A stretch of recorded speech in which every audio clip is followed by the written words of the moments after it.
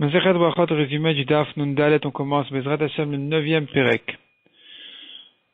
Celui qui voit un endroit dans lequel se sont passés des miracles pour tout Israël, il fait une bracha spéciale, Baruch Shassan Isim, Lavoten Bamakom Azeh. Celui qui voit un endroit où il y avait une Avodah Zara qui a été annulée de cet endroit-là, qui a été détruite, il a aussi une bracha spéciale à faire, Baruch Shakar Avodah Zara Me'artzenu. Celui qui voit une étoile filante, tremblement de terre, des tonnerres, des éclairs, des tempêtes, de vent. Il fait la bracha Baruch Shekochok Vuratom Aleolam. Des montagnes extraordinaires, des collines, des mers, des fleuves de la création du monde, les 3 fleuves qui sortent du Gan Eden. Il fait la bracha ou des déserts, il fait la bracha de Osem Aseh Bereshit. Celui qui voit la mer Ayam Agadol, il y en a qui disent que c'est la mer Méditerranée, d'autres qui disent que c'est l'océan Atlantique. Il fait la bracha de Shasat Ayam Agadol, à condition qu'il ait vu tous les 30 jours, pas dans les 30 jours. Pour des bonnes nouvelles, on dit Atov Ametiv. Pour des mauvaises nouvelles, on dit Baruch Dayan Emet. Donc Baruch Atov Ametiv ou Baruch Dayan Emet.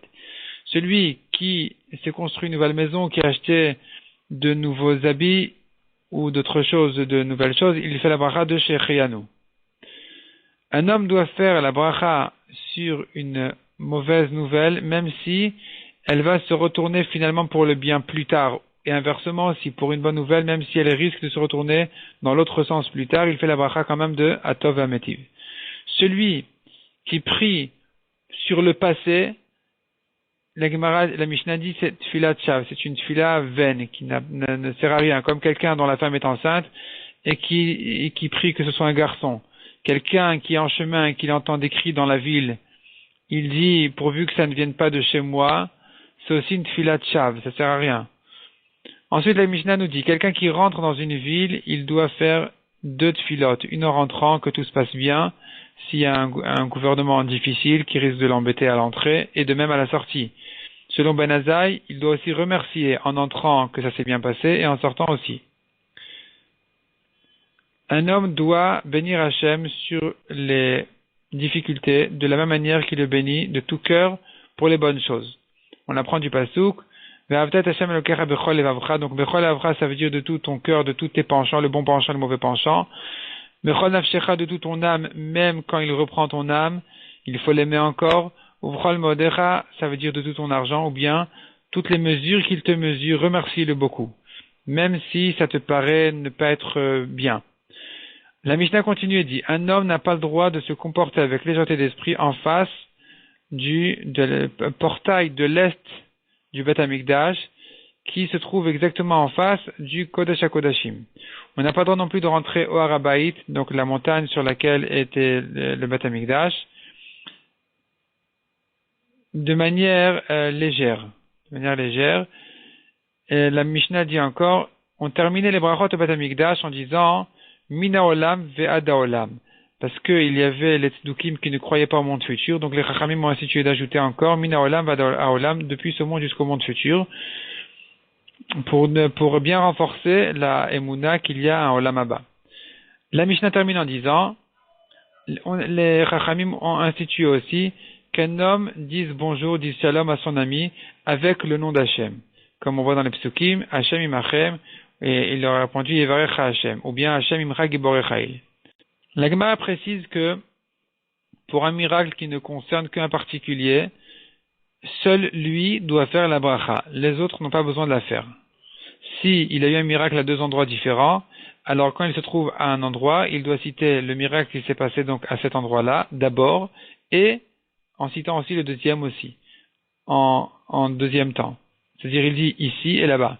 Il dit le nes que j'ai eu à propos donc de telle et telle occasion qui était celle où il se trouve maintenant, et de la deuxième aussi. La Gemara raconte une histoire là-dessus, et on a quelques histoires. La Gemara ensuite passe à reprendre donc les brachot où un homme voit un endroit dans lequel il y a eu un miracle pour tout Israël. Donc là où ils ont traversé la mer Rouge, celui qui voit cet endroit-là, il doit faire la bracha. Celui qui voit l'endroit où ils ont traversé le Yarden aussi, il doit faire la bracha. Celui qui voit l'endroit des fleuves de Arnon aussi, il doit faire la bracha. La Gemara raconte toute une histoire où les goïms les ennemis qui voulaient attaquer les Juifs qui devaient, en entrant en Israël, ils devaient traverser un endroit qui se trouvait entre deux montagnes. Eux sont rentrés donc dans les montagnes et voulaient les tuer de là-bas. Finalement, finalement les montagnes se sont égalisées, elles se sont rabaissées, puisque finalement les Bnei Israël dans le désert, à chaque fois qu'ils rencontraient une montagne, elles se rabaissaient devant eux. Et c'est le Aaron collait les montagnes, et de cette manière-là, ils ont été tués. Donc celui qui passe là-bas, il a cette bracha aussi à faire. Celui qui passe aussi, et qui voit les pierres, Avnei al-Gavish, les pierres, ce sont les pierres de la grêle qui sont tombées sur les Égyptiens, qui sont arrêtées dans le ciel, grâce à Moshe qui a demandé que la grêle s'arrête, et qui sont finalement tombées contre les gens de Canaan à l'époque de Yoshua bin Nun à l'occasion de la conquête de la terre. Celui qui voit ces pierres-là aussi, il a une bracha à faire. Celui qui voit la pierre que Og Melech HaBashan voulait jeter sur Israël, en réalité c'est une montagne, et celui qui la voit, il doit aussi faire cette bracha. Il raconte toute l'histoire de la mort d'Og Melech HaBashan à cette occasion-là. Celui qui voit la pierre sur laquelle Moshe était assis au moment où Yoshua faisait la guerre contre Amalek, aussi il doit faire cette bracha. C'est sur cette pierre-là, Moshe était assis, il priait à Hachem, et grâce à sa tefila, ils ont vaincu la guerre. Celui qui voit la femme de Lot, qui est devenue un morceau de sel, en se retournant au moment où Akadosh Baruch Hu a détruit la ville de Sodome, il doit faire aussi d'abord une bracha Baruch Dayan Haemet, qu'elle est devenue du sel, mais aussi une bracha de louange Baruch Zocher Atzadikim, que Hachem s'est souvenu d'Avraham et a sauvé son mari Lot de la destruction de la ville de Sodome. Celui qui voit aussi la muraille de la ville de Jéricho qui était avalée dans la terre, il doit faire aussi une bracha spéciale. La Gemara raconte que cette muraille elle était spéciale, elle était large autant que sa hauteur. Donc quand elle est tombée, en réalité, elle ne pouvait pas tomber sur le côté, puisque finalement sa hauteur est comme sa largeur, donc il faut dire qu'elle s'est avalée dans la terre. Et donc en la voyant, il fait la bracha, il fait cette bracha-là. La Gemara ensuite, après avoir expliqué toutes ces choses-là, il ramène encore 4 personnes qui doivent faire une bracha de la bracha qu'on fait aujourd'hui de Hagomel. Les quatre personnes en question, c'est ceux qui traversent le désert, ceux qui traversent la mer, un malade qui a guéri et celui qui était emprisonné et qui est sorti de la prison. La Gemara ramène là-dessus tous les psukim. Cette bracha, elle est dite devant 10 personnes, dont 2 chachamim. La Gemara raconte l'histoire d'un chacham qui était malade et qui a guéri, et les autres chachamim lui ont dit, béni Hachem qui nous t'a donné à nous et pas à la terre. Il leur a répondu Amen, et de cette manière-là, il était quitte de cette bracha-là de Hagomel. La Gemara dit encore, 3 personnes doivent être surveillées, ou peut-être même plus que 3 personnes, en tout, finalement, ça ramène à plus que ça, donc le malade, un malade, l'endeuillé, et une femme qui a couché, ils sont un peu en danger, et donc il faut les surveiller que les forces du mal ne les attaquent pas, et il y a aussi un Talmid Chacham, ou un Khatan et une Kala, dont les forces du mal sont jaloux et qui risquent aussi de les attaquer pour la même raison. Et pour cette raison-là, donc aussi il faut les surveiller en marchant, en allant avec eux. On ne les laisse pas tout seuls. Un Talmid Chacham la nuit, par exemple. La Gemara dit encore 3 choses prolongent la vie d'un homme.